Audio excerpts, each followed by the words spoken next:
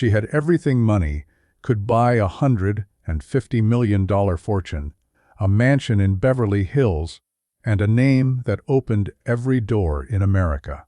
But on a warm September evening in 1978, Mary Catherine walked out of her penthouse and simply disappeared. 20 years later, a photographer captured an image that would shock the world. The woman begging on a Los Angeles street corner wasn't just any homeless person. She was the missing Heiress everyone had forgotten. But how does someone fall from unimaginable wealth to absolute poverty? And more importantly, why would she choose to stay there? Before we begin, a quick like and subscribe is always appreciated.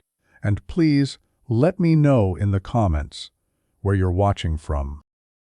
Let me take you back to 1978. Disco was king, the economy was booming, and Mary Catherine Whitmore was living a life most people could only dream about.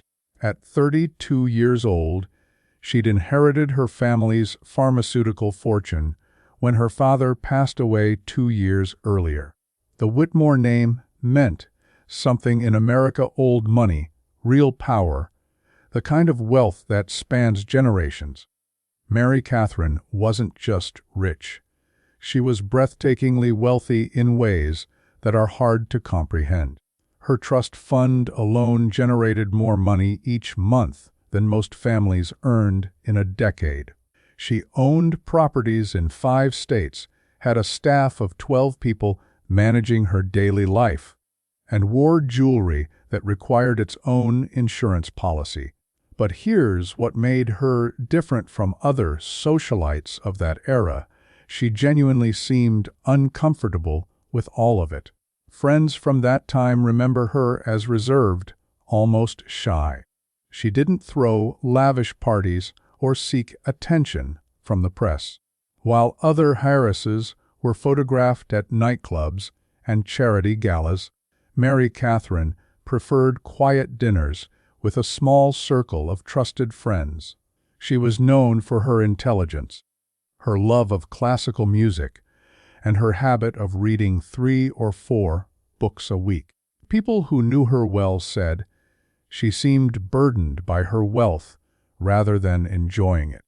The last confirmed sighting of Mary Catherine Whitmore happened on September 14, 1978. It was a Thursday evening, unusually warm for that time of year in Los Angeles. Her housekeeper, Dorothy Richardson, remembered preparing Mary Catherine's dinner, as usual, a simple salad and grilled fish. Nothing elaborate, despite the kitchen being equipped to feed royalty. Mary Catherine ate alone, as she often did, while reading a book about Eastern philosophy. Around 7:30 in the evening, Mary Catherine told Dorothy she was going out for a walk. This wasn't unusual. She often took evening strolls around her Bel Air neighborhood, enjoying the cooler temperatures after sunset. She was wearing a simple blue cotton dress, comfortable walking shoes, and carried a small leather purse. No jewelry, except for a single strand of pearls that had belonged to her grandmother. Dorothy remembered thinking her employer looked tired, perhaps a bit pale, but nothing that caused immediate concern. Mary Catherine walked out the front door of her mansion, and that was it. She never came back. The security guard at the neighborhood entrance remembered seeing her pass by, walking with what he described as purpose, as if she had a destination in mind. But where she was going, nobody knew. And here's where the story takes its first strange turn, because Mary Catherine didn't just vanish that night. She vanished with no signs of struggle, no ransom demands, and no body ever found. When Dorothy realized the next morning that Mary Catherine hadn't returned, she immediately called the police. The initial response was swift and thorough. This wasn't just any missing person. This was one of the wealthiest women in California. Within hours, Detectives from the Los Angeles Police Department's elite missing persons unit were combing through the mansion, interviewing staff and trying to establish a timeline of Mary Catherine's last known movements. What they found puzzled them. Mary Catherine's bedroom showed no signs of packing or preparation for a trip. Her extensive wardrobe remained untouched. Her passport sat in her desk drawer. Bank accounts showed no unusual withdrawals in the days leading up to her disappearance. The only thing missing besides Mary Catherine herself was that small leather purse she'd carried when she left. Everything else, her life, her possessions, her carefully ordered existence remained exactly as she'd left it. Detective James Morrison, who led the initial investigation, later said it was one of the strangest cases he'd encountered in 20 years of police work. There was no crime scene because there was no scene at all. Mary Catherine had simply stepped out of her life as easily as someone might step out for groceries. But people don't just evaporate, especially not people with that kind of wealth and visibility. Someone had to have seen something, known something, noticed something unusual. The investigation revealed some troubling details about Mary Catherine's state of mind in the months before she vanished.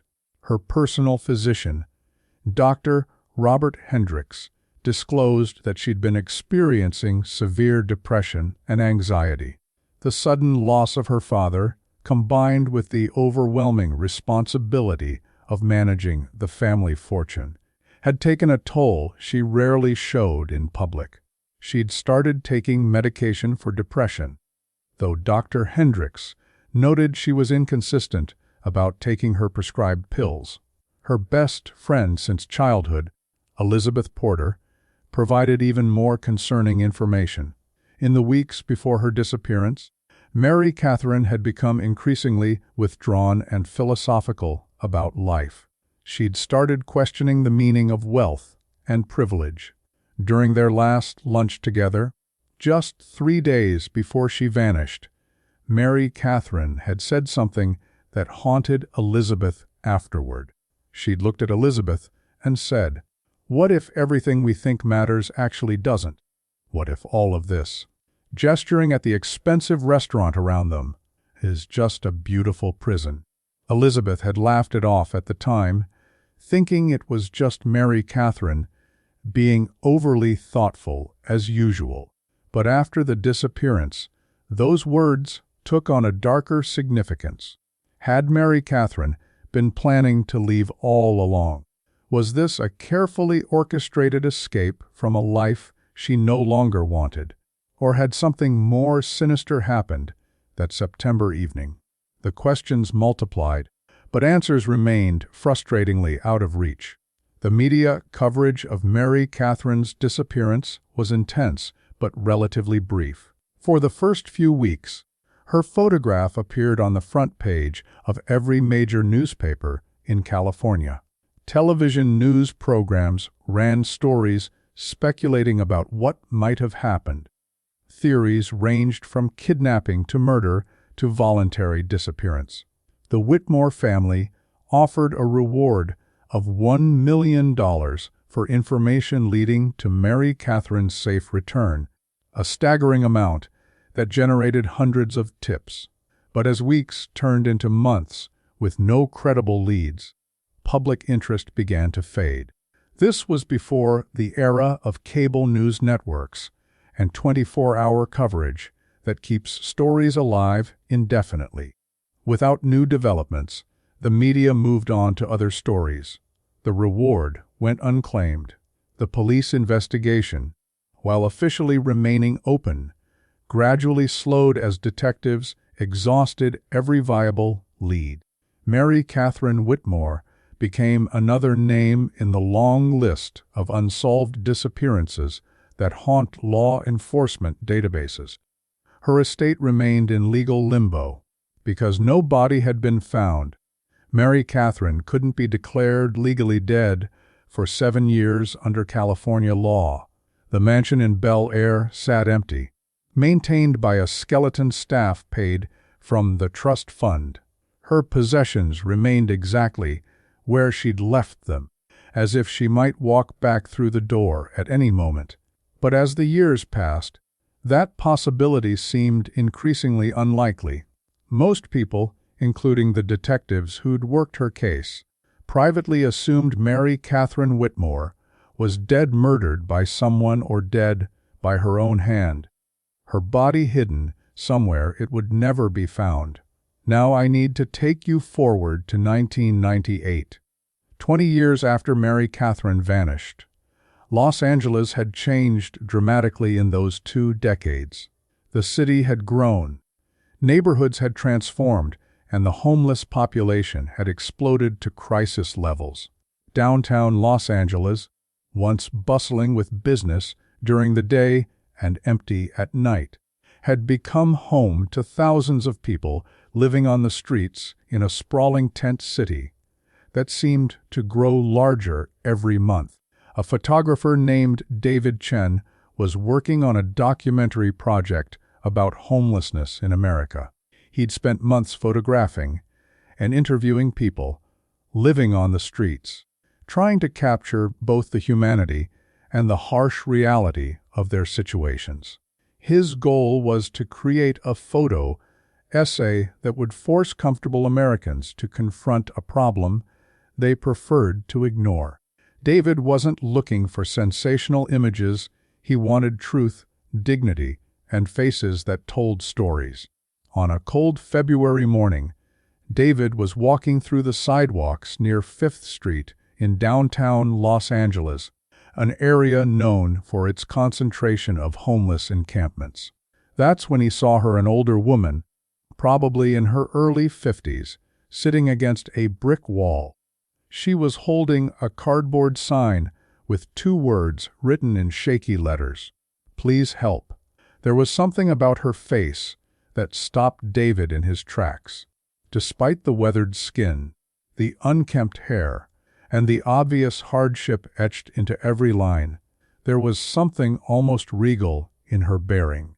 David approached the woman respectfully, as he always did with his subjects. He introduced himself, explained his project, and asked if she'd be willing to be photographed. The woman looked at him with surprisingly clear, intelligent eyes that seemed out of place in a face marked by years of street living. She nodded slowly, not speaking. David noticed she didn't ask for money in exchange for the photo, which was unusual. Most people wanted compensation, which he always provided, but this woman seemed indifferent to the transaction. He took several photographs, trying to capture what he saw as a quiet dignity in her posture despite her circumstances. Before leaving, David pressed a $20 bill into her hand and asked her name.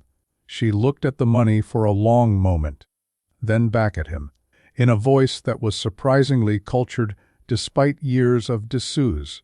She said 2 words: "Mary Catherine." Then she turned away, conversation over.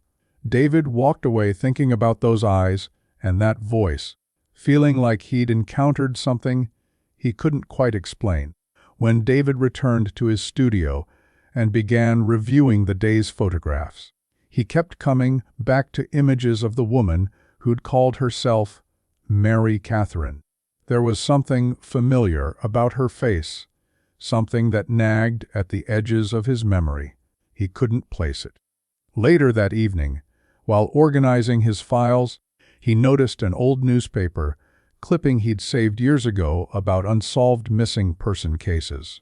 And there, in a photograph from 1978, was a face he recognized. The photograph in the newspaper showed a beautiful, elegant woman in her early 30s, wearing pearls and smiling slightly at the camera. The caption identified her as Mary Catherine Whitmore, heiress to the Whitmore pharmaceutical fortune, missing since September 1978. David looked at his photographs from that morning, then back at the newspaper clipping.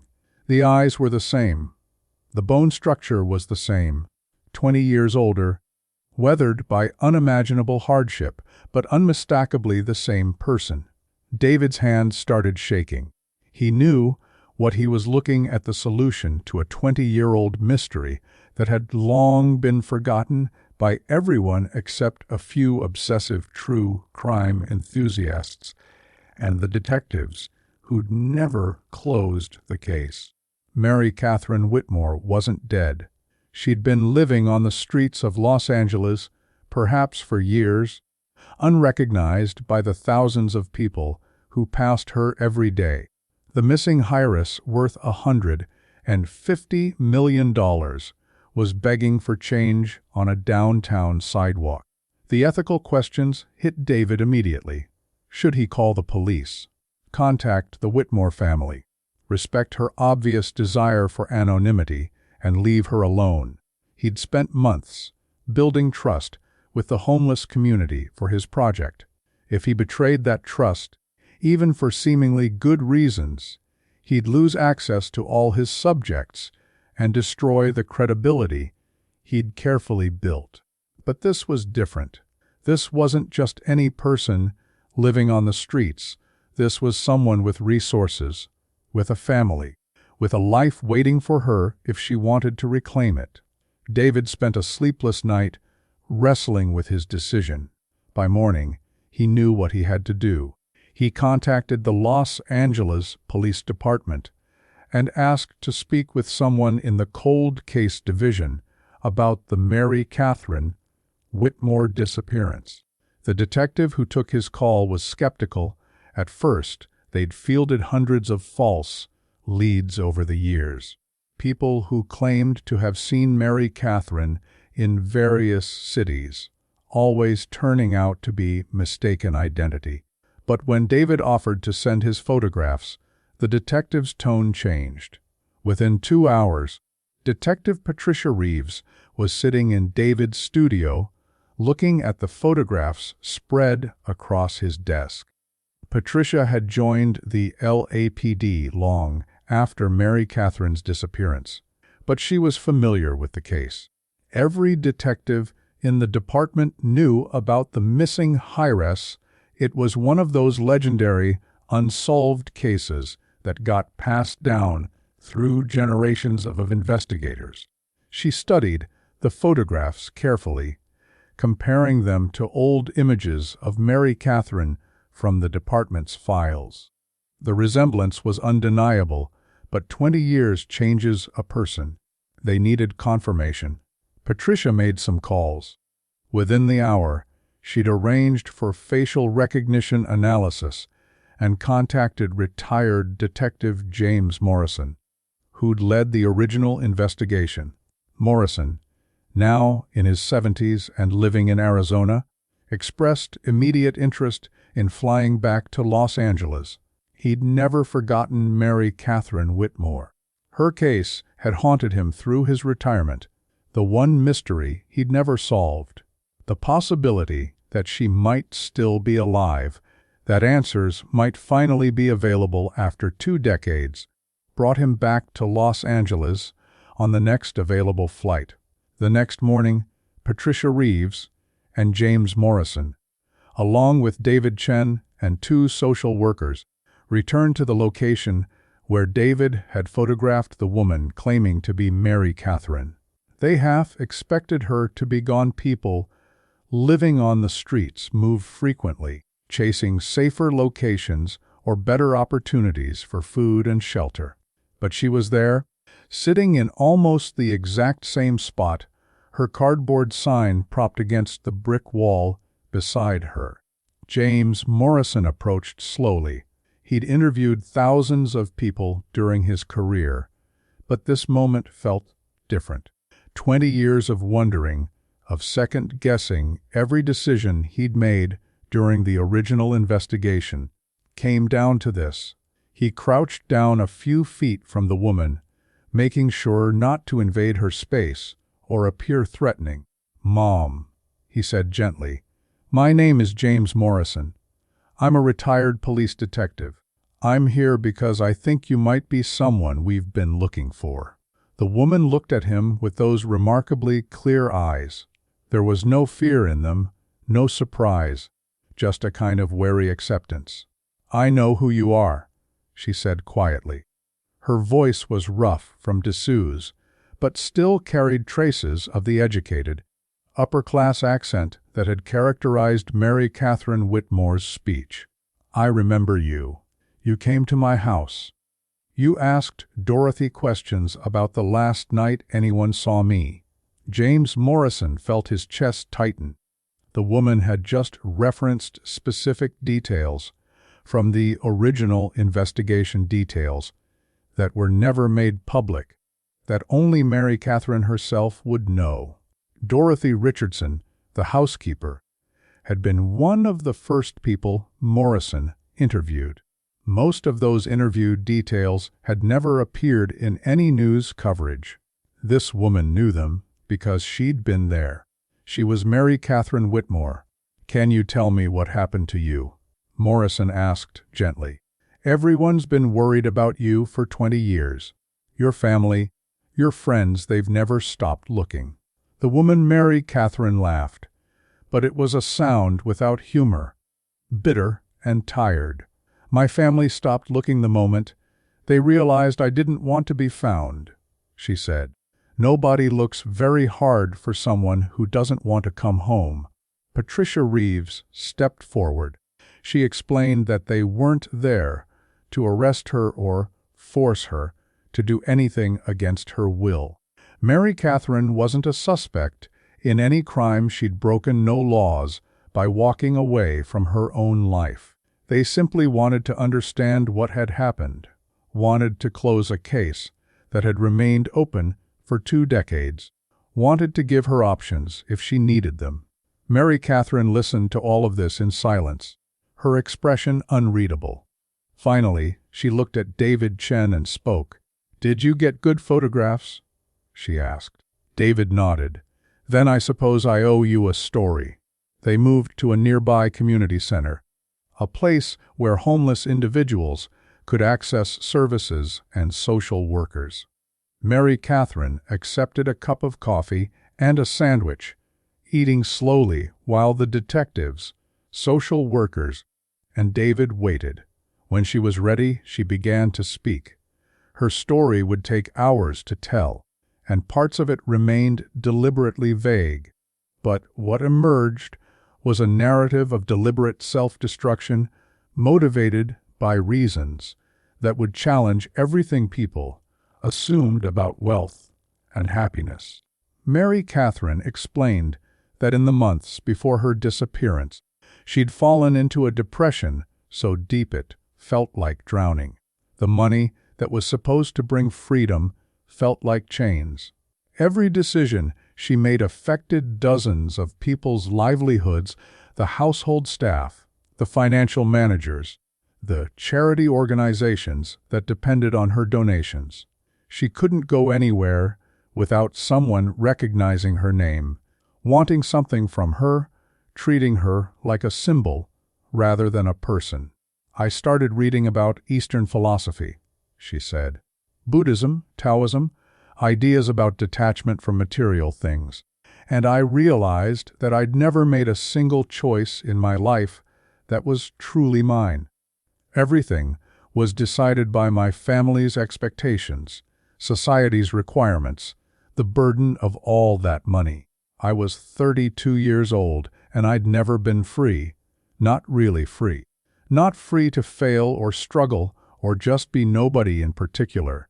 Mary Catherine described the night she left with careful precision, as if she'd thought about it every day for 20 years. She'd planned it for weeks, though not in the way one might expect. There was no elaborate scheme, no fake passport or secret bank account. She simply decided that on that particular evening, she would walk out her front door and never go back. She wanted to know what it felt like to own nothing, to be nobody, to survive without the safety net of wealth. She walked for hours that first night, through neighborhoods she'd never visited despite living in Los Angeles her entire life. She ended up in downtown Los Angeles as the sun rose, surrounded by people who saw her as just another person on the street. Nobody knew her name. Nobody wanted anything from her. It was, she said, the most liberating feeling she'd ever experienced. That moment of anonymity was intoxicating. Mary Catherine spent her first weeks moving between homeless shelters, learning the rhythms and rules of street life. She was terrified at first. She'd never been truly vulnerable in her entire life. But gradually, she adapted. She learned where to find food, where it was safe to sleep, how to navigate the complex social structures of the homeless community. She discovered she was stronger than she'd ever known, and she discovered something else. She preferred this life to the one she'd left behind. The detectives listening to this story struggled to understand. How could anyone choose homelessness over wealth, choose begging over luxury? Patricia Reeves asked the question directly, but why stay? Once you'd had your adventure, your experience, why not go back? Why spend 20 years on the streets when you could have reclaimed your life at any time? Mary Catherine's answer was simple but profound. Because going back would mean admitting that the experiment failed, she said. I left because I wanted to prove I could survive on my own, without money or privilege. If I'd gone back after a few weeks or months, it would have meant I couldn't handle reality, that I needed my money to be complete. I was too proud to admit defeat. And then, after a year, 2 years, 5 years, how do you explain that?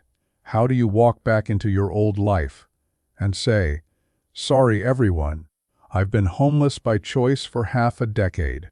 She paused, sipping her coffee, and truthfully, she continued, after a while, I didn't want to go back. That life had been killing me slowly. This life, as hard as it is, as uncomfortable and frightening and degrading as it can be, this life is honest. When someone gives me $1, they're doing it because they choose to, not because of my last name. When I help another person on the street, it matters because I have nothing else to give. There's a purity in poverty that wealth never has. James Morrison brought up the obvious counterargument. Mary Catherine was describing her choice as if it existed in a vacuum, as if her disappearance hadn't devastated people who cared about her. Her housekeeper, Dorothy, had blamed herself for years, convinced she should have noticed something wrong. Elizabeth Porter, her best friend, had spent thousands of dollars hiring private investigators, never giving up hope that Mary Catherine might still be alive. The household staff had lost their jobs when the mansion was closed. Her disappearance had consequences for real people. For the first time during the conversation, Mary Catherine showed emotion. Tears filled her eyes, but didn't fall. I know, she said quietly. I thought about them all the time, especially in the beginning. But I convinced myself they'd be better off thinking I was dead. That grief, as painful as it is, eventually heals. Wondering, not knowing, that's the cruelty that never ends. I told myself that by staying gone, I was giving them permission to let go and move on. Did you ever try to contact anyone? Patricia asked. Send a message somehow. Mary Catherine shook her head. Once, about 5 years after I left, I saw Dorothy at a bus stop. She was older, grayer, but I recognized her immediately. I was across the street, and I could have called out to her, let her know I was alive. But what would I have said? How do you explain this? She gestured at herself, at the worn clothing, and the years of street living evident in every line of her face. The conversation turned to practical matters. Mary Catherine's trust fund, managed by financial advisors appointed by the court, had continued generating income throughout her absence. With compound interest and investment returns, her estate had actually grown over the past 20 years. She was now worth approximately $200 million money she'd never touched, never thought about, never wanted. The lawyers managing her affairs had protected everything, waiting for the day she might return or the day she could be declared legally dead. Patricia explained that Mary Catherine could reclaim her estate immediately if she chose. All it would require was verification of her identity through DNA testing and dental records, neither of which would be difficult to obtain. She could walk back into her old life, or what remained of it, whenever she wanted. The mansion in Bel Air had been sold years ago, but there were other properties, other assets. She could live anywhere she wanted, do anything she wanted. The choice was entirely hers. Mary Catherine listened to all of this with an expression that approached amusement. "And what would I do with $200 million?" she asked. "Buy another mansion, hire more staff to manage my affairs, re-enter a society I walked away from 20 years ago. I'm 52 years old, and I've forgotten how to be Mary Catherine Whitmore. I'm not sure I ever really knew." David Chen, who'd been quiet during most of the conversation, spoke up. He reminded Mary Catherine that she didn't have to make any immediate decisions. She could take time to think, to process what was happening. But he also pointed out something important. Her choice to remain homeless affected more than just herself. Every night she spent on the streets, she was taking resources, shelter beds, food, services that other homeless individuals desperately needed and had no alternative to. She had options they didn't have. There was something ethically questionable about choosing poverty when you had the means to escape it, while others suffered without choice. This argument seemed to impact Mary Catherine in a way the others hadn't. She'd never thought about her presence on the streets as taking resources from others. In her mind, she'd become part of that community, someone who genuinely needed the support. But David was right, there was a difference between couldn't leave and wouldn't leave. She fell silent, processing this new perspective. James Morrison offered a compromise. What if Mary Catherine reclaimed her identity and her resources, but used them to help the homeless community she'd come to know? She could fund shelters, support services, create job training programs. She had 20 years of lived experience that could inform real, effective solutions. She wouldn't have to return to her old life, but she could use the privilege she'd been born into to make a difference for people who'd shown her kindness when she had nothing. The meeting ended without resolution. Mary Catherine agreed to consider her options, but she insisted on remaining on the streets for now. She wasn't ready to make any decisions, she said. Patricia Reeves provided her with a phone number and made her promise to check in regularly. They couldn't force her to reclaim her identity. She'd broken no laws, owed no one anything legally. The choice had to be hers. David left his business card as well, asking permission to use the photographs as part of his documentary project. Mary Catherine agreed on one condition, that the project include her story as a cautionary tale about the isolation of wealth. Over the following weeks, news of Mary Catherine's discovery leaked to the press despite efforts to keep it quiet. Within days, her story was everywhere: national news networks, newspapers, internet forums. The narrative captured public imagination. The missing Heiress who'd spent 20 years homeless by choice. Some people viewed her as a spiritual figure who'd rejected materialism for enlightenment. Others saw her as mentally ill, someone who needed intervention rather than autonomy. Still others dismissed her as a spoiled rich person playing at poverty, an insult to people who genuinely suffered. Mary Catherine found herself at the center of a media storm she hadn't created, and didn't want. News vans appeared on the street corner where David had photographed her. Reporters approached her constantly, cameras rolling, microphones thrust in her face. Other homeless individuals who'd known her as just another person living rough suddenly viewed her differently.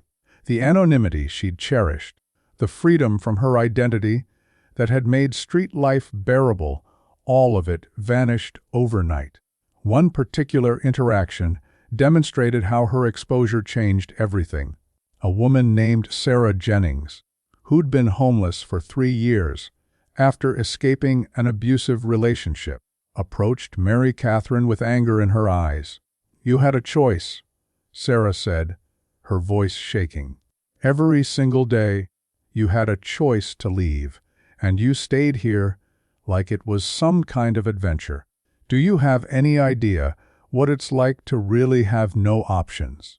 To be here, not because you're proving something philosophical, but because there's literally nowhere else to go." Mary Catherine had no good answer. Sarah was right. The difference between voluntary poverty and involuntary poverty was everything. Mary Catherine's presence on the streets had been fundamentally different from everyone else's experience, even if she hadn't recognized it at the time. She'd been a tourist in desperation, always carrying an invisible escape hatch that others lacked. The realization hit her with unexpected force. The media attention made remaining on the streets impossible. Photographers followed her constantly.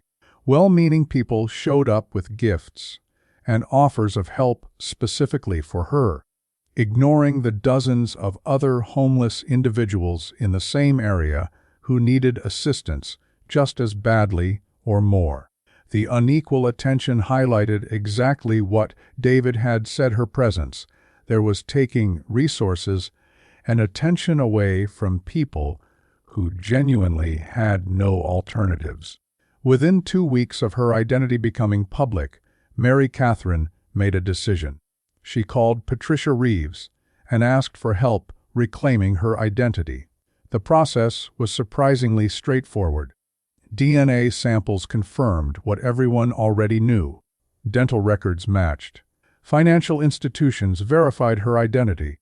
Within 30 days, Mary Catherine Whitmore legally existed again. The trust fund that had been managed on her behalf for 20 years transferred back to her control.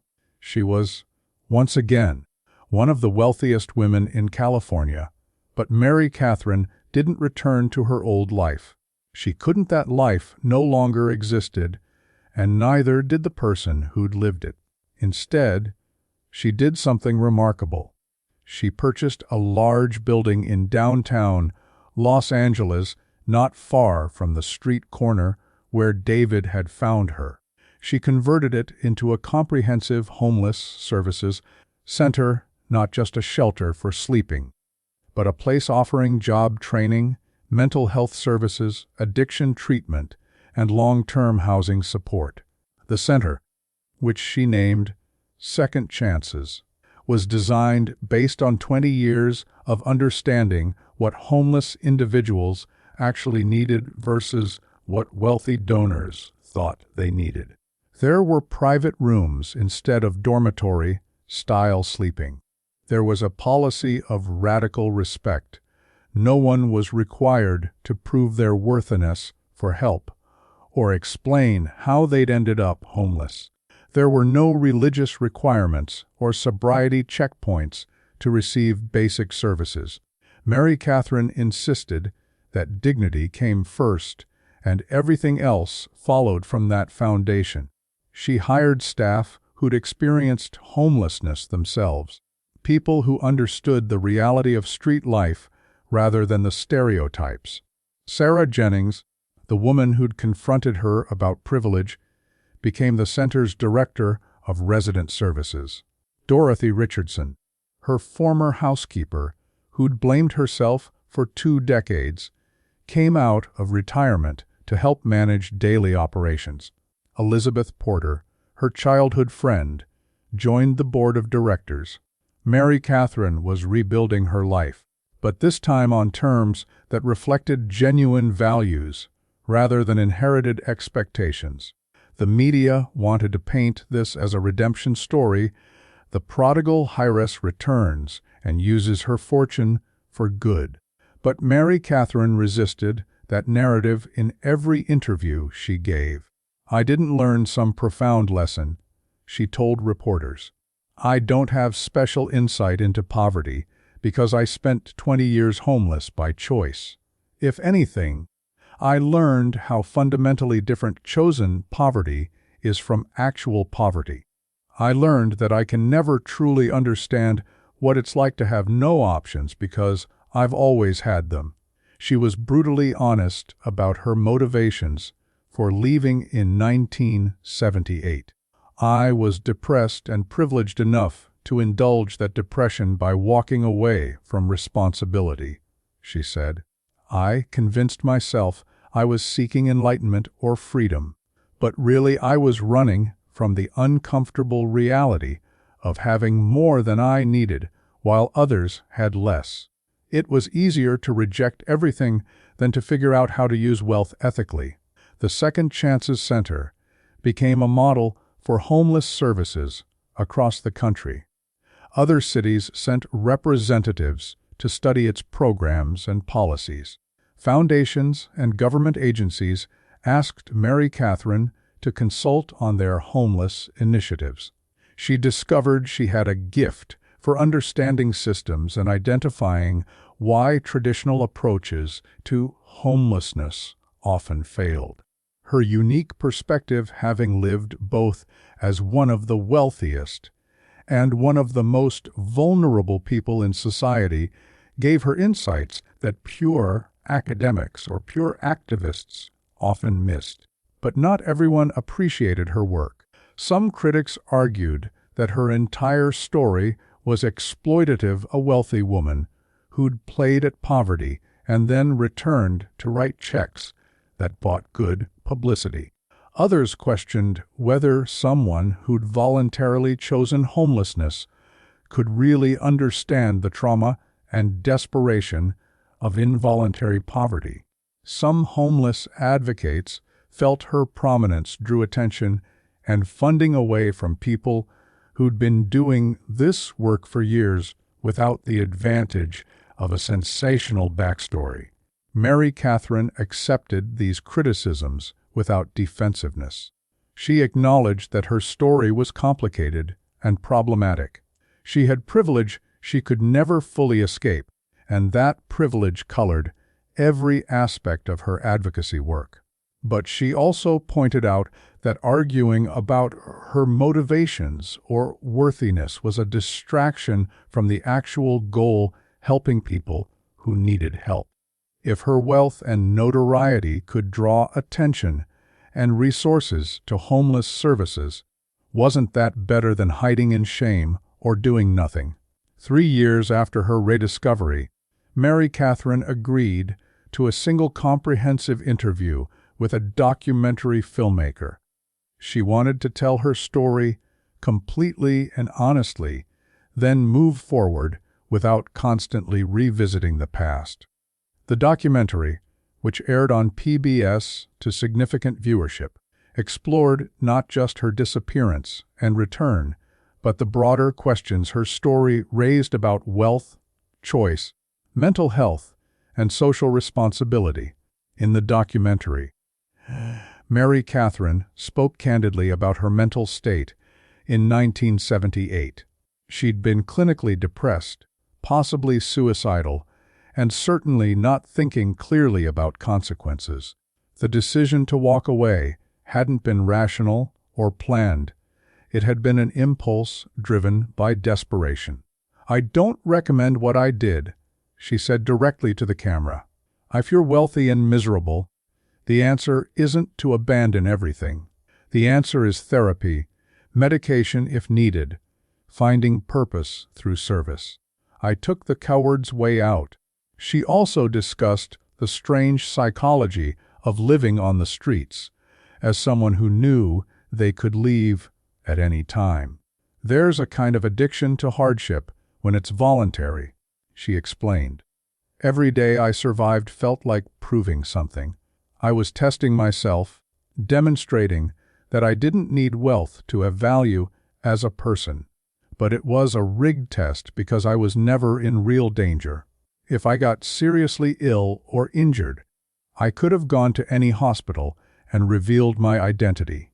That safety net, even if I never used it, meant I was never truly in the same position as the people around me."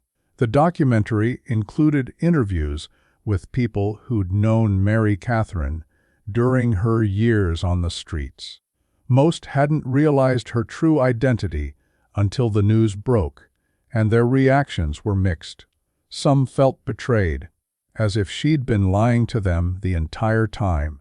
Others understood that everyone living rough has secrets and trauma they're not ready to share. A few admitted they'd always sensed something different about her, an education and background that occasionally showed through despite her circumstances. One particularly moving segment featured a homeless veteran named Robert Martinez who'd shared shelter space with Mary Catherine during a harsh winter about 10 years after she'd disappeared. Robert remembered her as quiet but kind, someone who shared food when she had it and helped others navigate the complicated bureaucracy of social services. When he learned she'd been worth hundreds of millions of dollars the entire time, his first reaction was anger. "We were splitting a sandwich someone donated," he said, "and she had more money than God." That felt like mockery. But Robert's perspective shifted as he thought more about it. "She never acted superior," he recalled. "She never judged anyone or acted like she was better than us. She lived the same life we did, ate the same food, slept in the same places. If she'd been some rich person slumming for a week, we'd have known. You can't fake 20 years of that life." She was committed to whatever she was doing, even if her reasons were different from ours. The documentary explored the broader philosophical questions Mary Catherine's story raised. Could genuine poverty be chosen? Was there value in voluntarily experiencing hardship? What did her story say about wealth and happiness in America? Academic experts offered differing perspectives. Some psychologists saw her actions as symptomatic of depression and trauma that needed treatment rather than romanticization. Sociologists noted that her story reinforced dangerous narratives about poverty being a choice or a lifestyle rather than a systemic failure. Buddhist scholars had interesting insights about Mary Catherine's interpretation of detachment from material things. While she'd cited Eastern philosophy as inspiration for leaving her wealthy life, actual Buddhist teaching didn't advocate abandoning responsibility or causing suffering to others through dramatic disappearances. True detachment meant being able to possess wealth without attachment to it, using resources skillfully rather than simply rejecting them. By that standard, Mary Catherine's actions had been more about rejection than detachment.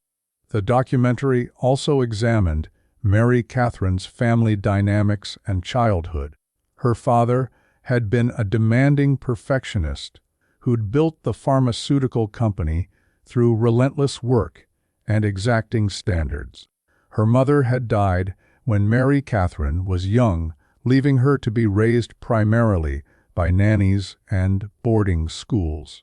The wealth had always been there, but warmth and unconditional acceptance had been scarce. Some psychologists suggested that her disappearance was as much about escaping her father's expectations as about escaping wealth itself. After the documentary aired, Mary Catherine largely withdrew from public life. She continued running the Second Chances Center, but hired professional administrators to handle day-to-day operations. She created a foundation that funded homeless services but kept her involvement behind the scenes. She'd had enough of being a public figure, a cautionary tale, a philosophical puzzle for people to debate. She wanted to do the work without being the story. She moved into a modest apartment, not the mansion of her youth, but also not the street corner of her middle years. Something in between that felt authentic to who she'd become. She reconnected with a few old friends, though many relationships had been permanently damaged by her 20-year disappearance. Elizabeth Porter remained close, though their friendship required navigating years of hurt and confusion. Dorothy Richardson forgave her eventually, though it took time and many difficult conversations. Mary Catherine never married, never had children. She said she'd lost those years and couldn't resent the consequences of her choices. She formed deep friendships within the homeless advocacy community and maintained connections with people she'd known during her years on the streets. Some of those friendships survived her return to wealth, others didn't. The transformation was too jarring, the difference in circumstances too extreme. She understood and didn't push. Detective James Morrison, who'd never fully retired from thinking about her case, spent time with Mary Catherine after her rediscovery. He wanted to understand, both professionally and personally, what had driven her away and kept her gone for so long. During one of their conversations, he asked her the question that had haunted him.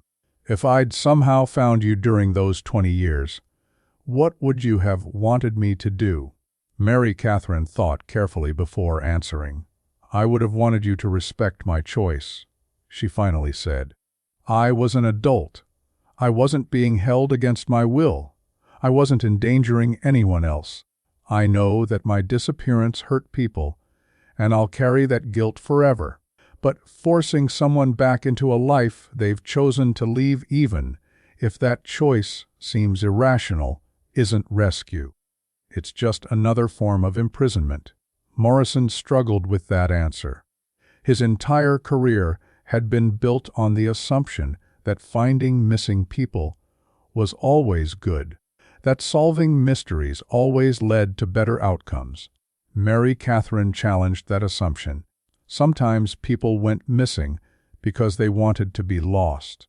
Sometimes the greatest kindness was allowing someone to disappear, even if it meant those who loved them would never have closure. It was a troubling thought for someone who'd spent decades trying to solve cases like hers. David Chen's documentary photography project, which had started this entire sequence of events, was published 5 years after he'd first photographed Mary Catherine on that downtown street corner. The book included his portrait of her as a homeless woman, but also images from throughout his project, dozens of other faces, other stories, other lives lived on society's margins. Mary Catherine's story bookended the collection, but she insisted the focus remain on the community rather than her individual narrative. The book's introduction, written by Mary Catherine herself, reflected on what she'd learned during her time homeless and what she wished she'd understood from the beginning. "Poverty is not noble," she wrote.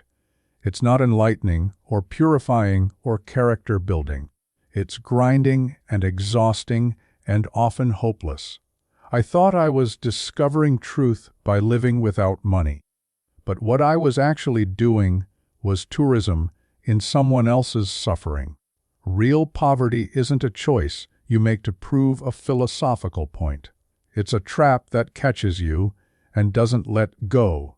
She continued, "If I could go back to 1978 and talk to that depressed, confused woman walking out of her mansion, I'd tell her to get help, see a therapist, take medication, travel the world, give money away to causes that matter, do anything except what she was about to do. Because disappearing solved nothing and hurt everyone, including myself, I didn't find freedom on the streets. I found a different kind of prison, one of my own making. 10 years after her rediscovery, Mary Catherine published a memoir titled The Invisible Heiress. The book was not what readers expected. Instead of a dramatic narrative about her years homeless, it focused primarily on the psychological journey that led her to leave and the gradual process of understanding her own choices. She wrote about depression, privilege, the weight of inherited wealth, and the human tendency to romanticize hardship when viewing it from a distance. The most powerful chapters dealt with the people she'd hurt through her disappearance. She wrote extensively about Dorothy Richardson, her housekeeper, who'd blamed herself for not noticing warning signs. Dorothy had spent years wondering if there was something she could have said or done differently that night. Mary Catherine's return had lifted some of that burden, but the guilt and confusion lingered. "I can apologize," Mary Catherine wrote, "but I can never give back the 20 years of wondering I took from her." She wrote about Elizabeth Porter, her childhood friend who'd never given up hope. Elizabeth had spent tens of thousands of dollars on private investigators, pursued every possible lead, maintained a website about Mary Catherine's disappearance long after everyone else had moved on. When Mary Catherine finally returned, Elizabeth's first emotion wasn't relief or joy, it was anger. Anger at the wasted money, wasted hope, wasted energy. That anger was valid, and Mary Catherine didn't try to defend herself against it. The memoir became a bestseller, though not for the reasons publishers had hoped. People didn't buy it for a sensational story about life on the streets. They bought it because Mary Catherine's honest examination of mental illness, privilege, and poor choices resonated with struggles many people faced, even if on a smaller scale.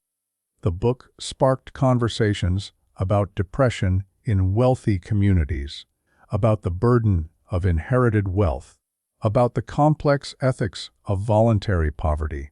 Mary Catherine donated all proceeds from the book to homeless services organizations, particularly those focusing on mental health support. She wanted the project to contribute to solutions rather than simply profiting from her mistakes. Critics noted that this was easy for her to do given her existing wealth, but she acknowledged that freely. "Everything I do is easier because of my wealth," she said in interviews. "I can't escape that privilege, and I've stopped trying to. The question isn't whether I have advantages others don't. The question is what I do with those advantages." By this point, Mary Catherine had found something approaching peace with her past. She couldn't undo the hurt she'd caused or reclaim the 20 years she'd spent living under a bridge when she had the resources for anything else.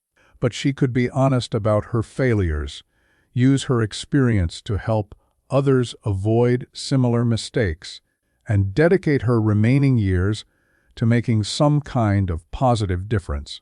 It wasn't redemption, exactly. Redemption implied a clean slate, and hers would never be clean. But it was perhaps the best outcome possible given everything that had happened. 15 years after David Chen photographed her on that street corner, Mary Catherine participated in a panel discussion at UCLA about homelessness policy. The event brought together people with lived experience of homelessness, social workers, city officials, and academics. Mary Catherine's presence on the panel was controversial. Some argued that her voluntary homelessness disqualified her from speaking authoritatively about the issue. But the event organizers felt her unique perspective added value to the conversation. During the discussion, a student asked Mary Catherine the question everyone always wanted answered: "Do you regret it? If you could go back and make a different choice in 1978, Would you?" Mary Catherine was quiet for a long moment before responding. "Of course I regret it," she said. "I hurt people I loved. I wasted 20 years that could have been spent doing actual good in the world. I learned things about myself and about poverty, but I could have learned those things without the drama and pain of disappearing." She paused, then continued. "But here's the complicated truth. I don't know if I would have survived if I'd stayed. The depression I was experiencing was severe. My doctor today believes I was close to suicide. Walking out that night might have been the irrational, harmful, irresponsible choice, but it was also the choice that kept me alive. So yes, I regret it. And also, I wouldn't exist anymore if I'd made the supposedly right choice. That paradox is something I have to live with."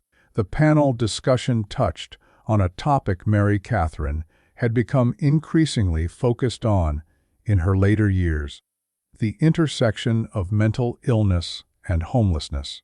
Her own experience had taught her that the line between housed and unhoused could be thinner than most people realized. One episode of depression, one bad decision, one moment of crisis, and suddenly you're sleeping in a doorway, wondering how you got there. She advocated strongly for mental health services as a critical component of any homelessness intervention strategy.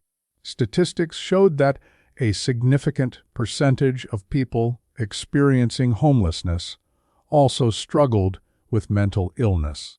But Mary Catherine pushed back against the common narrative that mental illness caused homelessness. "Sometimes it's the other way around," she argued. "Living on the streets is traumatic. It creates or worsens mental health problems. We can't just treat mental illness and expect homelessness to resolve itself. We need housing first, then comprehensive support services. You can't heal when you're worried about where you'll sleep tonight." This housing-first approach, which the Second Chances Center had pioneered, was gradually gaining acceptance in homeless services communities. The traditional model required people to prove their worthiness for housing by maintaining sobriety or participating in treatment programs.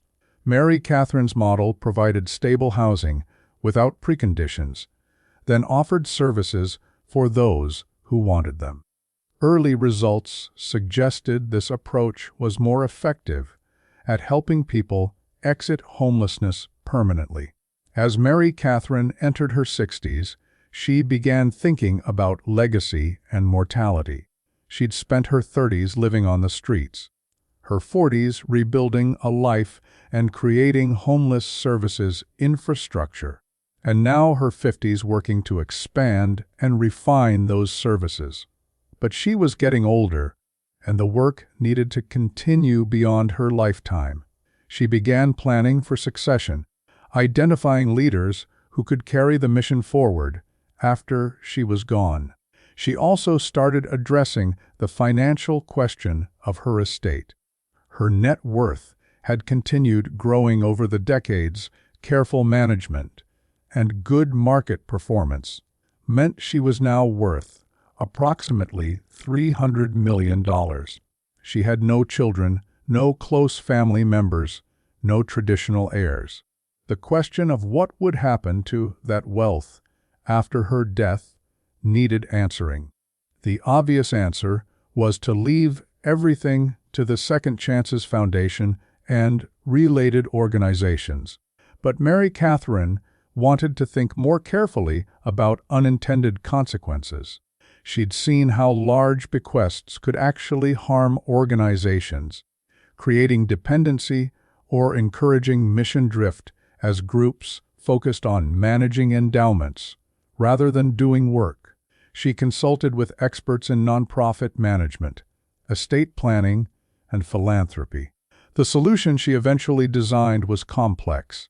The bulk of her estate would be divided among multiple organizations, working on homelessness, mental health, and poverty alleviation, but distributed over time through a trust with specific requirements about how funds could be used. Mary Catherine also addressed the question of her father's pharmaceutical company, which had been the source of the family wealth. The company still existed, though it had been sold and resold multiple times since her father's death. She'd never had any involvement with it beyond receiving trust fund distributions from stock her father had owned. But as she learned more about pharmaceutical pricing and access to medication, she became troubled by the broader industry's practices. She used some of her wealth to fund organizations advocating for affordable medication access, particularly for mental health drugs. The irony wasn't lost on her, using money generated by pharmaceutical profits to fight for lower pharmaceutical prices. But she saw it as appropriate restitution. Her family's wealth had been built partially on people's suffering and need. If she could redirect some of that wealth toward making medication more accessible, she would. This work brought her into conflict with some of the financial advisors who'd managed her trust for decades. They felt she was working against her own financial interests, potentially reducing the value of pharmaceutical holdings in her portfolio. Mary Catherine's response was blunt. "I have more money than I could spend in 3 lifetimes. If pharmaceutical reform reduces my net worth by half, I'll still have more than I need. Some things matter more than maximum returns." 20 years after her rediscovery, 40 years after her original disappearance, Mary Catherine was invited to speak at a symposium on homelessness policy in Washington, D.C. She was 72 years old now, gray-haired and moving more slowly, but still sharp and engaged with the work. The speech she gave there would become one of her most widely quoted public statements. A reflection on 4 decades of an unusual life. "I've lived as one of the wealthiest people in America," she began, "and I've lived as one of the poorest. I've slept in a mansion with silk sheets and in a doorway with cardboard. I've eaten at 5-star restaurants, and I've eaten out of dumpsters. And what I learned from those extremes is this: wealth doesn't make you happy, but poverty absolutely makes you miserable. Anyone who romanticizes poverty has never actually experienced it. Anyone who thinks money doesn't matter has always had enough." She continued, "The question isn't whether wealth is good or bad. Wealth is just a tool. The question is what we do with it. I wasted mine by walking away from it. Then I wasted 20 years pretending I didn't need it. Those were failures I can't undo. But what I can do, what any of us with resources can do, is use what we have to make the world incrementally better, not through grand gestures or dramatic statements, but through consistent, thoughtful investment in solutions that actually work." Her speech touched on a topic she'd become increasingly passionate about in recent years: the narrative Americans tell themselves about poverty and success. "We like to believe that success is earned and poverty is deserved," she said. "It makes us feel better about inequality. But I'm proof that success is often inherited, unearned, arbitrary. I didn't do anything to deserve being born into wealth. I just got lucky in the birth lottery, and the people I met on the streets during those 20 years. Most of them were there because of bad luck, trauma, illness, or circumstances beyond their control, not because they didn't work hard or make good choices." She challenged the audience to reconsider their assumptions about homeless individuals. When you see someone begging on the street, you make assumptions. Lazy addict, chose this life, doesn't want help. Sometimes those assumptions are accurate, but more often, You're looking at someone who had a normal life until they didn't. Someone who was one medical bill, one mental health crisis, one episode of domestic violence away from being you. The distance between housed and unhoused is much shorter than comfortable people want to believe. The speech went viral online, shared millions of times across social media platforms. Some people found it compelling and thought-provoking. Others criticized Mary Catherine for speaking from privilege about issues she couldn't truly understand. The debate raged in comment sections and op-eds for weeks. Mary Catherine didn't engage with the controversy. She'd said what she needed to say and was content to let people interpret it however they chose. As Mary Catherine entered her mid-70s, her health began declining. Years of living on the streets had taken their toll. Chronic problems with her joints, respiratory issues from sleeping in cold weather, dental problems from years without regular care. The doctors told her that her time homeless had probably shortened her lifespan by a decade or more. It was one more consequence of choices she'd made 40 years earlier, rippling forward through time in ways she couldn't have predicted. She didn't fear death particularly. She'd lived a full, if unconventional life, had done work she was proud of, had tried to make amends for the pain she'd caused. What did trouble her was the thought of leaving work unfinished. Homelessness in Los Angeles had worsened rather than improved despite decades of effort from her and many others. The Second Chances Center helped thousands of people, but thousands more remained on the streets. The problem was bigger than any one person or organization could solve. During this period, Mary Catherine spent time with Dorothy Richardson, who was now in her 90s and living in an assisted care facility. They'd maintained a close relationship after Mary Catherine's return, though it had taken years for Dorothy to fully process the hurt and confusion. As they sat together one afternoon, Dorothy asked Mary Catherine if she'd do it all again, knowing everything she knew now. Mary Catherine's answer was immediate. No, never. I'd get help instead of running away. I'd use my resources to make a difference from the beginning instead of wasting decades. But I can't change the past, Dorothy. All I can do is make sure the time I have left counts for something. Mary Catherine updated her will one final time at age 76. The document was complex, reflecting decades of thought about how to handle her wealth responsibly after death. The bulk of her estate would fund the Second Chances Foundation and similar organizations, but with careful structures to prevent the money from causing more problems than it solved. She'd seen too many foundations become bureaucratic and ineffective, more focused on managing money than doing actual work. She included personal bequests to people who'd mattered in her life.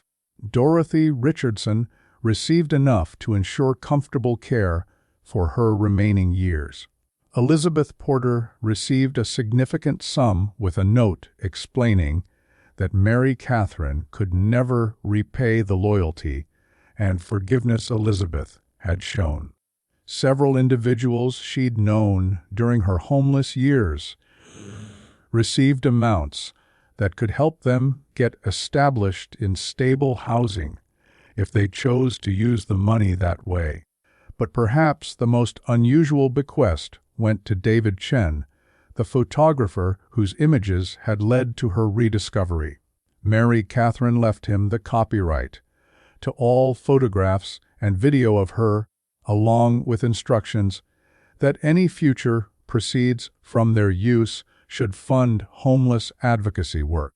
David had never profited from those photographs beyond his original documentary project, feeling it would be exploitative. Mary Catherine wanted to ensure that if her story continued being told after her death, the people and causes she cared about would benefit. In what would be one of her final interviews, Mary Catherine spoke with a journalist about the concept of second chances, the phrase she'd chosen for her foundation's name. "Everyone deserves a second chance," she said, "but what people don't always understand is that second chances aren't about erasing the first chance. They're about moving forward despite it. I can't undo my 20-year disappearance. That happened. People were hurt. Trust was broken. Those facts are permanent. But I can make different choices now. I can use my remaining time and resources better than I used my earlier ones." The interviewer pressed her on whether she'd achieved redemption. Mary Catherine rejected the framing.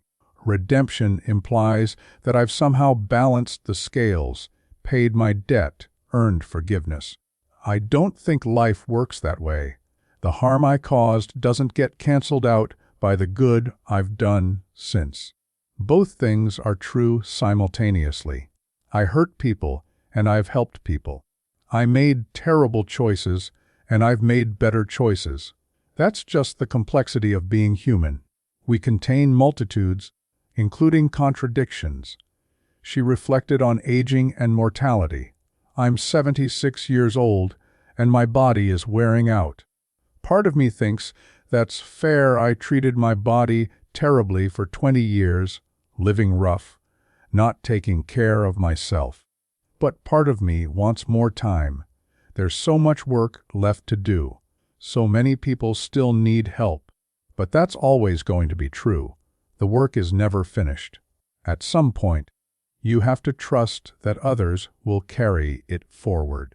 That's what succession planning is about, making sure the work doesn't depend on any one person, even the person who started it."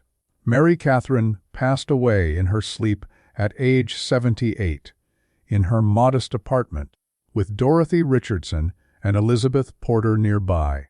She'd been in declining health for months, but had refused to move to a hospital or care facility.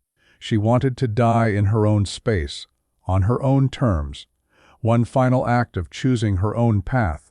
The women who'd known her longest were there at the end, holding her hands as she slipped away peacefully. The obituaries that appeared in newspapers across the country struggled to summarize such an unusual life. Heiress, who disappeared for 20 years, dies at 78, captured the sensational aspects, but missed the complexity. Homeless advocate and philanthropist Mary Catherine Whitmore Diaz emphasized her later work, but downplayed the controversial choices that had defined her middle years. No single headline could capture the full story: the privilege, the mental illness, the bad decisions, the eventual redemption, or at least restitution. The funeral was private, but memorial services held in her honor drew hundreds of people from all segments of her life. Former residents of the Second Chances Center spoke about how the organization had helped them rebuild their lives. Homeless advocates discussed her contributions to policy reform. Mental health professionals talked about her courage in speaking openly about depression and treatment. The services painted a picture of someone deeply flawed who'd nevertheless managed to do significant good in the world. In the months after her death, several things became clear about Mary Catherine's lasting impact. The Second Chances Foundation, with its innovative Housing First model and comprehensive services, had become a template for homeless programs across the country. Dozens of cities had adapted its approach, creating similar centers in their own communities. The success rates measured by how many people successfully transitioned from homelessness to stable housing were significantly higher than traditional programs. Her memoir, The Invisible Heiress, continued selling steadily and was now taught in university courses on poverty, mental health, and social justice. Professors used her story to explore complex questions about choice, privilege, and responsibility.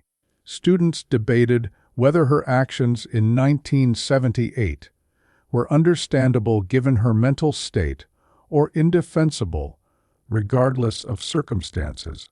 There were no easy answers, which made it valuable as a teaching tool.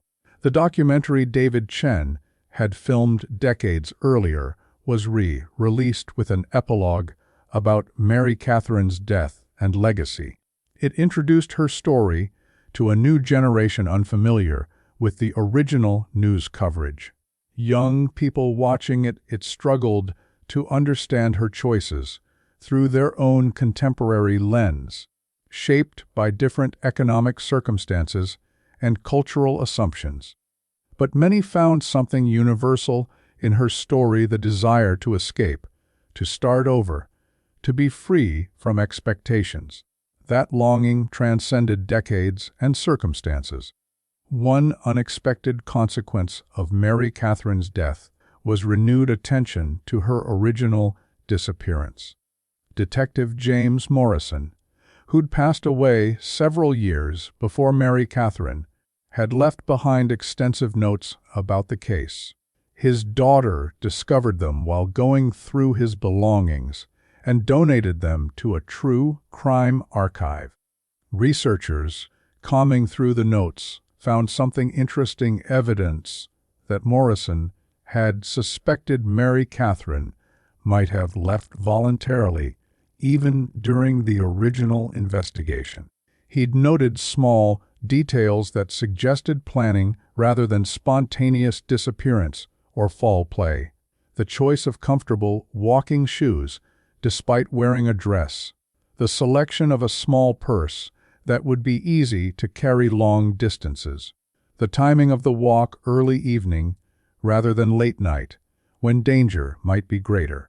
Morrison had considered the possibility that Mary Catherine had orchestrated her own disappearance, but without evidence to support that theory, he'd never pursued it publicly. The revelation sparked new debates about the original investigation. Should police have considered voluntary disappearance more seriously? Would it have changed how resources were allocated? Could Mary Catherine have been found sooner if investigators had been looking for a woman who didn't want to be found rather than a victim of crime? These questions were ultimately academic. The past couldn't be changed, but they highlighted how assumptions shape investigations and how difficult it is to find someone who has genuinely chosen to vanish. 5 years after Mary Catherine's death, the Second Chances Foundation commissioned a comprehensive study of its impact. The research examined not just how many people the organization had served, but what had happened to those individuals in the years after receiving services. The results were encouraging but complicated. About 60% of people who'd gone through the program had maintained stable housing for at least 3 years. That was significantly better than the national average, but it also meant 40% had ended up back on the streets or in unstable situations. The study identified factors that predicted success: strong social connections, mental health treatment, employment or stable income sources, and sustained support beyond the initial crisis intervention.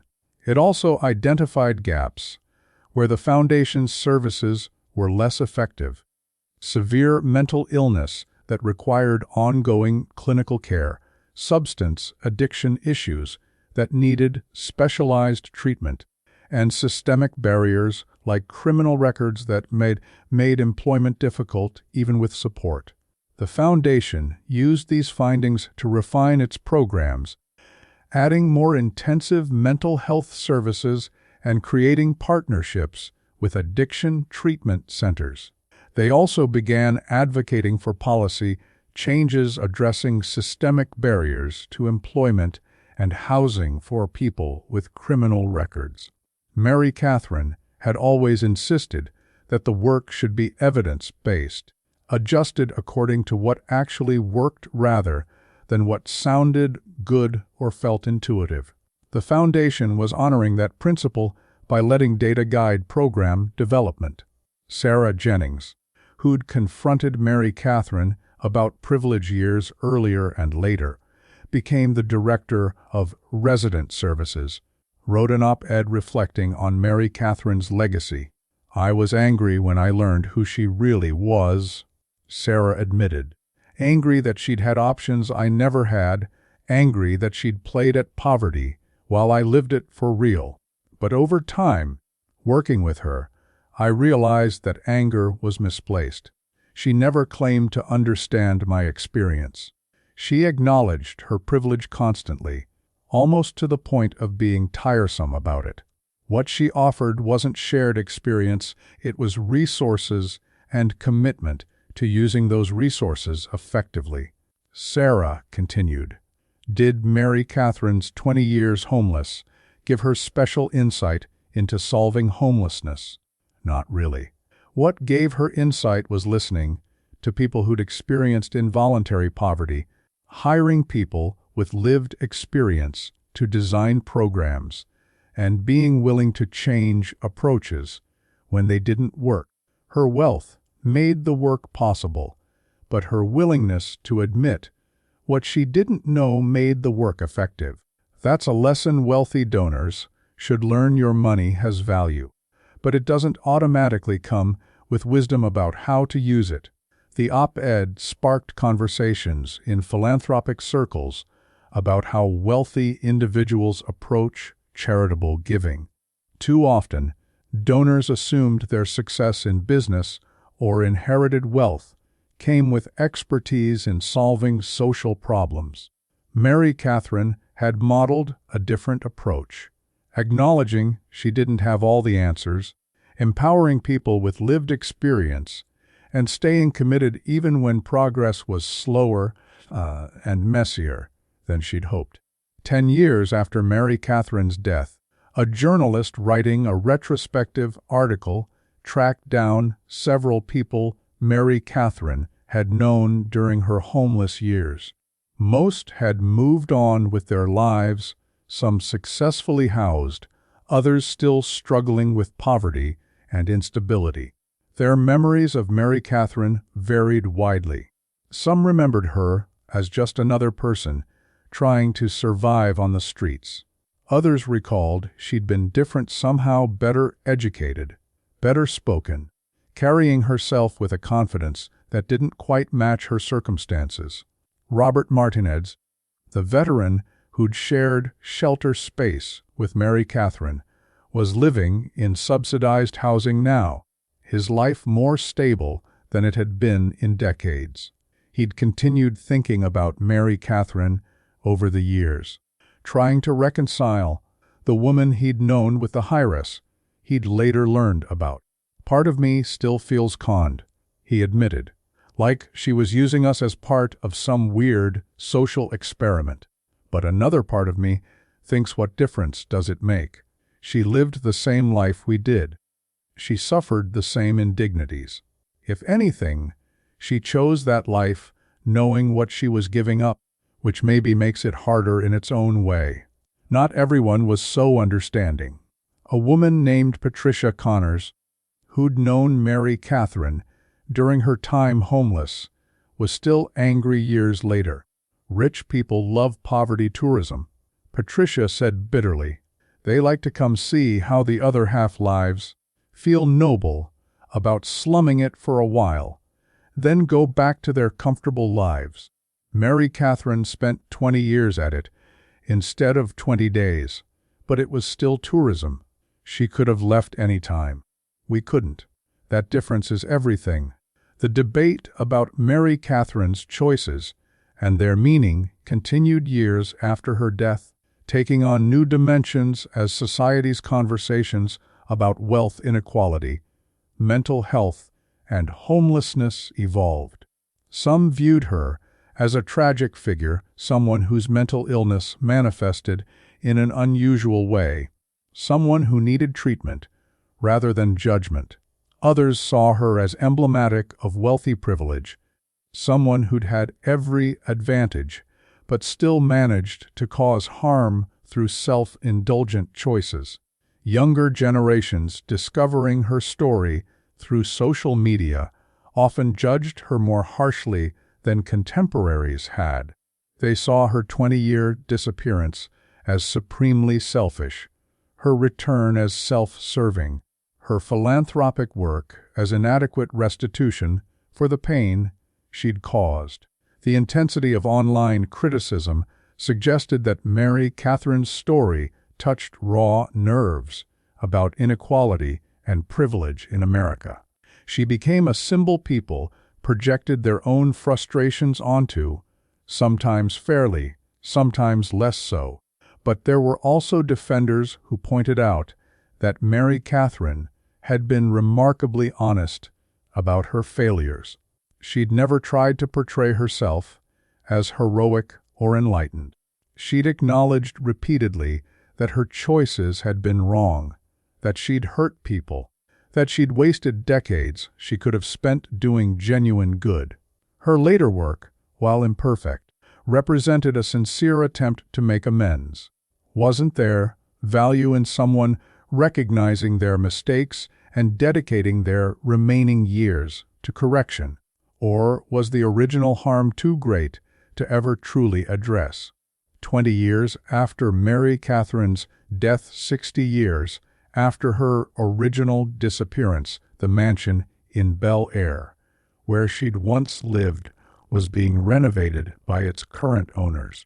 During the renovation, workers discovered something interesting in a wall cavity, a journal, carefully hidden decades earlier. The pages were Mary Catherine's handwriting, entries from the months before her disappearance in 1978.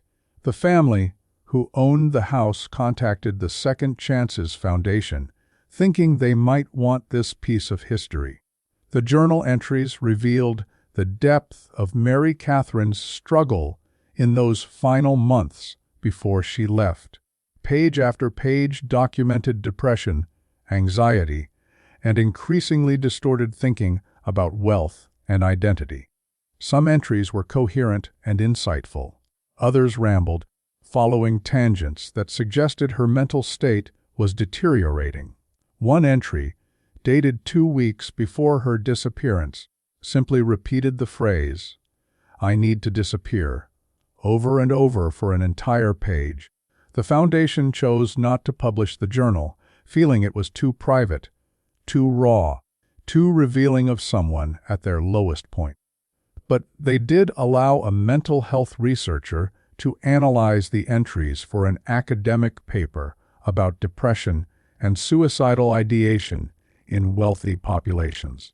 The researcher concluded that Mary Catherine had been experiencing a severe depressive episode that was exacerbated by isolation despite being surrounded by staff and wealth. Her decision to leave hadn't been rational or carefully planned. It had been an impulse driven by desperation and disordered thinking. The discovery of the journal sparked renewed interest in Mary Catherine's story. A new generation of podcasters, YouTubers, and documentary filmmakers approached the narrative fresh, bringing contemporary perspectives to events that had happened decades earlier.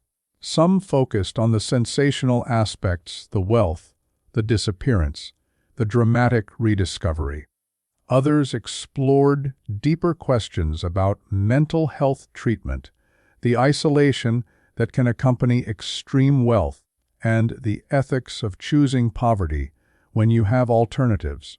One particularly thoughtful documentary interviewed mental health professionals who analyzed Mary Catherine's choices through the lens of modern understanding of depression and trauma. They noted that in 1978, mental health treatment was less advanced and more stigmatized than it would become. Mary Catherine had been taking medication, but the drugs available then had more severe side effects and were less effective than modern alternatives. Therapy approaches were less sophisticated. Support systems for people struggling with depression were limited, especially in wealthy circles where mental illness was often hidden rather than treated. The documentary posed a difficult question. If Mary Catherine had access to modern mental health treatment, would she have made different choices? It was impossible to answer definitively, but experts suggested that better medication, more effective therapy, and less stigma around mental illness might have provided alternatives to disappearing. The tragedy of her story wasn't just what she did, but that she felt she had no better options at a critical moment. As the 60th anniversary of Mary Catherine's disappearance approached, the Second Chances Foundation organized a symposium examining her legacy and the broader questions her life raised. The event brought together homeless advocates, mental health professionals, philosophers, and people with lived experience of both wealth and poverty. The goal wasn't to lionize Mary Catherine or condemn her, but to learn from her story's complexity. Speakers wrestled with challenging questions. Can voluntary poverty teach valuable lessons, or does it always risk trivializing involuntary poverty? What responsibility do wealthy individuals have to use their resources for social good? How should society respond when someone makes choices that harm others while acting under the influence of mental illness? Is it possible to separate Mary Catherine's later contributions from her earlier failures, or must they be considered together? The symposium concluded without definitive answers to these questions, which was perhaps appropriate. Mary Catherine's life didn't offer simple lessons or neat morals. Instead, it provided a case study in human complexity, the way mental illness, privilege, poor choices, and genuine attempts at growth could all coexist in one person's story. The most valuable takeaway might have been the reminder that people rarely fit into simple categories of good or bad, wise or foolish, redeemed or irredeemable. Today, the street corner where David Chen photographed Mary Catherine begging has a small plaque marking the location. It doesn't sensationalize her story or celebrate her choices. Instead, it simply notes that this was where a missing woman was rediscovered, where a 20-year mystery found its resolution, where one woman's complicated journey intersected with broader questions society still struggles to answer. People pass the plaque every day, most without noticing it, but some stop and read and think and wonder. Mary Catherine Whitmore's life spanned from privilege to poverty and back again. She hurt people through her choices, helped people through her later work, and left behind a legacy as complicated as she was. In the end, perhaps the most important lesson from her story isn't about her specifically. It's about how we judge people who make inexplicable choices, how we think about mental illness and responsibility, how we consider the ethical obligations that come with wealth, and how we balance compassion for human failure with accountability for harm caused. She had everything money could buy, and she walked away from it. She lived in poverty. She could have escaped at any moment, and chose to stay. When she finally returned to wealth and privilege, she dedicated her remaining years to helping others escape the poverty she'd voluntarily experienced. These facts exist together, contradicting and complementing each other, telling a story that's less about one woman and more about the complicated nature of choice, privilege, suffering, and redemption in America. And, in the end, that's what makes her story worth remembering, not the sensational details, but the difficult questions that remain long after the answers seem clear. Was Mary Catherine Whitmore a victim of mental illness or someone who made selfish choices?